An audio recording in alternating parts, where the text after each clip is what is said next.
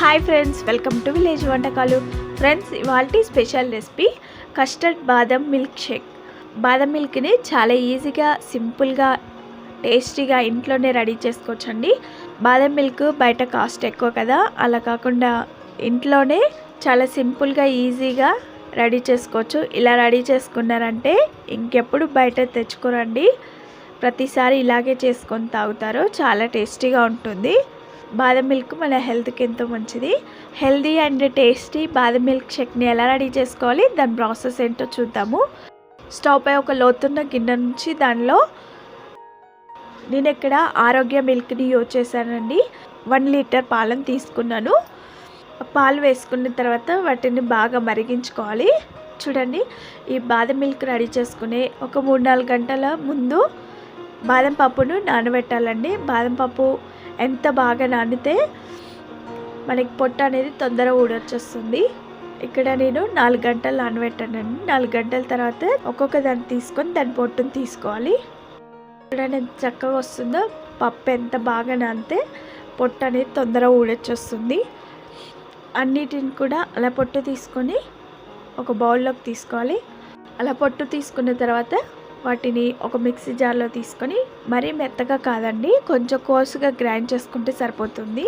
చూడండి, ఇక్కడ పాలు మరిగాయి. అలా మరిగించుకున్న తర్వాత 1 కప్పు షుగర్ వేసుకోవాలి. 1 కప్లోకి పాలను తీసుకొని దానిలో కస్టర్డ్ పౌడర్ వేసుకోవాలి. ఈ కస్టర్డ్ పౌడర్ బయట మార్కెట్లో దొరుకుతుందండి. ఈ కస్టర్డ్ పౌడర్ని నేను 2 స్పూన్స్ వేసుకున్నాను.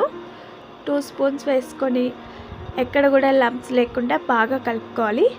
మనం పాలల్లో డైరెక్ట్ వేసుకుంటే ఉండలు కడుతుంది కాబట్టి ఎక్కడ కూడా ఉండలు కట్టకుండా బాగా కలుపుకోవాలి.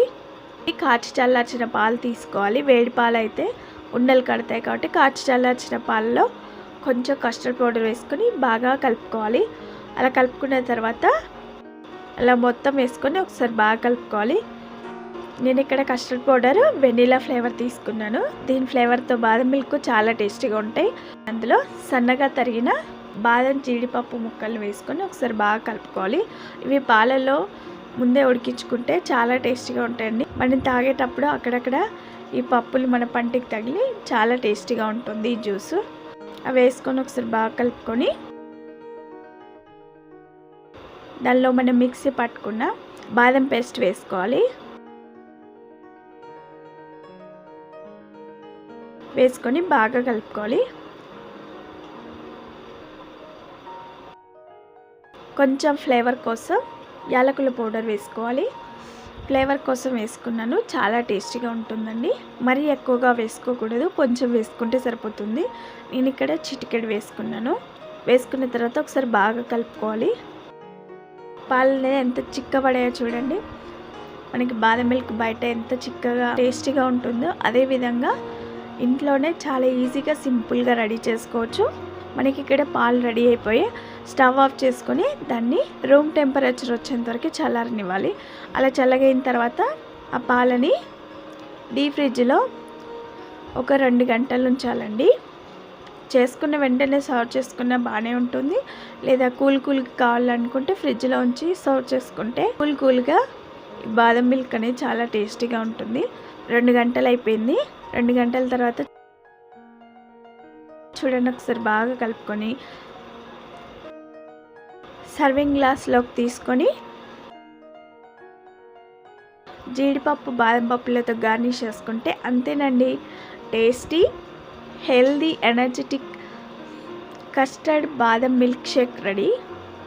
ఎంత నీరసమైనా కూడా ఇలా రెడీ చేసుకొని 1 గ్లాస్ తాగారంటే చాలా ఎనర్జెటిక్గా, చాలా యాక్టివ్గా ఉంటారండి.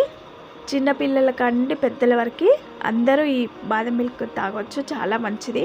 చిన్నపిల్లలకి మరీ మంచిదండి. మనం బాదం పప్పు వాళ్ళకి డైరెక్ట్ ఇస్తే తినరు కాబట్టి ఇలా బాదం మిల్క్ రెడీ చేసి రోజుకు 1 గ్లాస్ చొప్పున ఇచ్చారంటే చాలా ఎనర్జెటిక్గా ఉంటారు. అలాగే లావ్ అవుతారు. అలాగే వాళ్ళ బ్రెయిన్ అనేది షార్ప్గా పనిచేస్తుంది. చూసారా ఎంత చక్కగా, ఎంత కలర్ఫుల్గా, ఎంత బాగుందో. మనకి బయట బాదం మిల్క్ ఏ విధంగా ఉంటే అదే విధంగా ఇంట్లోనే చాలా చక్కగా రెడీ చేసుకోవచ్చు.